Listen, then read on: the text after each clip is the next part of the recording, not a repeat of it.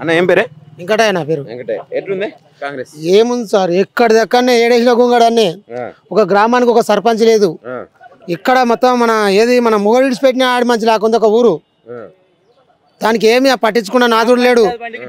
గ్రామ పంచాయతీ పనులు ఖరాబ్ అయ్యి ఎక్కడ మూలకు అక్కడ జరిగినాయి అని దానికి అలా తీసుకుపోయే సెక్రటరీ మేడానికి అని చెప్పి ఇచ్చిర్రు. ఆమె ఒక్కొక్క సెక్రటరీ మేడం 2 లక్షలు పెట్టుకుని జీతాలు లేక అన్నాడుతున్నారు. ఎక్కడ చెత్త అక్కడనే అక్కడ మురిగిపోతుంది అది గ్రామాలలో. ఏంది ఎక్కడ మూరీలు ఎక్కడనే ఎక్కడనే జీతాలు రాక ఏది మురికి కాల వ్యక్తులకు పాపం వాళ్ళకి జీతాలు లేవు.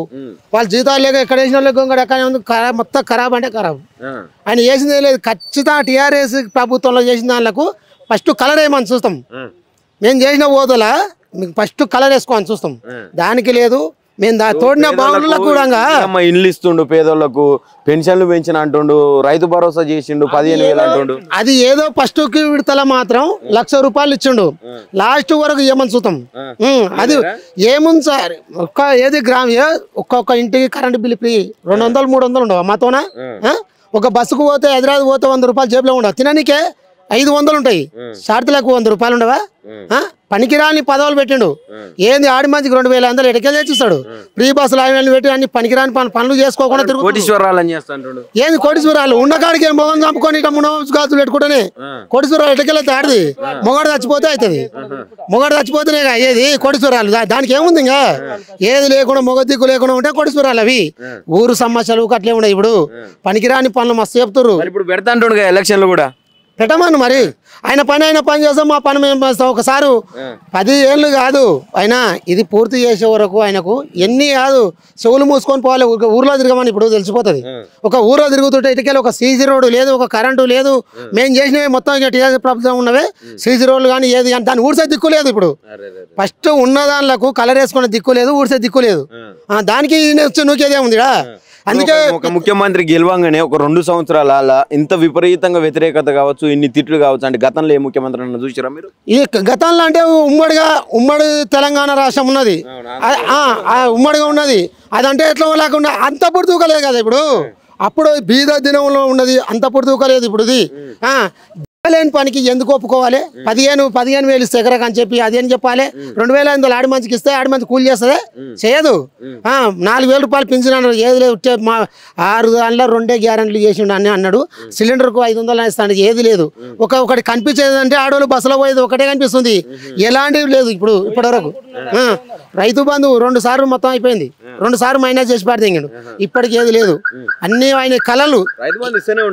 అరే కేసీఆర్ మేము ఇచ్చేది ఆయన ఇస్తున్నాడు. ఎప్పుడు టైం అయిపోయినాక ఎప్పుడు ఆయన ఇచ్చేది. ఆయన ఇస్తున్నాడు, ఇస్తలేడు అంటలేం. ఏంది ఆయన మేము ఇచ్చే కాడికి ఆయన మళ్ళీ 7,500 అన్నాడు. ఎక్కడ పోయింది మరి ఎకరకు? ఏది లేదు. మొత్తానికి ఏదో ఉన్నా ఆయన గెలిచిండు. మళ్ళీ ఎక్కువ చెప్పుకోవద్దు. ఆయన 10 ఏళ్ళ సమస్య కరెక్ట్ కాదు.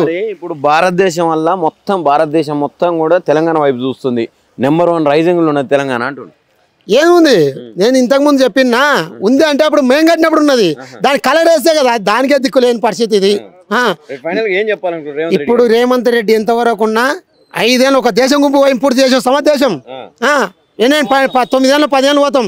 దానిలో కాదు సరి సప్లై కాకుండా అది పూర్తి చేసుకొని పోమని. అంతేగాని నేను ఇది వీక్తా కాదు. మేము దోడిన బావులో ఒక మోటార్ దించడానికి ఆయన శాత కాదు. ఇప్పుడు రిజర్వేర్ ఉండయ్యా, దానిలో ఒక మోటార్ వీక్ ఒక మోటార్ దించడానికి ఆయన శాత కాదు. ఇది అయ్యే పనులు కావు. ఏంటంటే 60 ఏళ్ళకు ఏమంటారుగా 20 ఏళ్ళకు పెత్తాను చూసి 60 ఏళ్ళు రాత్రి వీకినట్టు అవుతుంది. ఇది సంసారం అయింది. అది ఆల్రెడీ ఎక్కడ సంసారం అక్కడనే ఉంది. ఇది అయ్యే పనులు కాదు. ఏదో ఆయన చెప్పుకునే కాదు చెప్పుకుంటాడు, పూర్తి చేసుకొని పోవాల్సిందే. కానీ అయ్యే పనులు కావు. నెక్స్ట్ వచ్చే ఎలక్షన్ల సినిమా చూపిస్తాం. ఇది మాత్రం ఖచ్చితంగా పక్కా జరుగుతుంది. ఇంకా ఆయన తరపు నుండి ఇట్లాగాను ఏదో ఊరికి వస్తాయి. ఇట్లాగాను చెప్పులు చేతిలో పట్టుకొని ఆడోళ్ళు కొడతారు. ఊళ్ళో తిరిగే లీడర్లను. ఇప్పుడు వాడు ఆయన తరపున ఉంటారుగా, ఊరికి 2-3 ఉంటారుగా. ఆడోళ్ళు చెప్పులు తీసుకొని కొడతారు. ఖచ్చితంగా ఇదైతే ఖచ్చితంగా పక్కా జరుగుతుంది. ఇది ఇప్పటికీ రానికైనా ఎట్లా పోవాలని చెప్పి నెక్స్ట్ సర్పంచ్ ఎలక్షన్లు ఉన్నాయంటారు కదా. మేము ఎట్లా పోయి నోరు పెట్టుకొని ఎట్లా పోదాం అబ్బా అన్నట్టుంది. వాళ్ళకు భయపడుతుర్రు, రాలేకపోతుర్రు. జరిగింది ఏమన్నా ఉంటేగా నీవే నయమని వచ్చింది. ఏమి లేదు. అందరు మూసుకొని కలలు కానాలి. పండుకొని 10 సంవత్సరాలు అనేది పండుకొని కలలు కానవలసిందే కానీ ఏమి ఉండదు. ఇది అచ్చంపేటలో ఇక బీఆర్ఎస్ పార్టీ పని అయిపోయిందని చెప్పి మాట్లాడుతున్నారు కాంగ్రెస్ వాళ్ళు, బీజేపీ వాళ్ళు. అయిపోలేదు. బీఆర్ఎస్ పార్టీ అయిపోలేదు, పని అయిపోలేదు.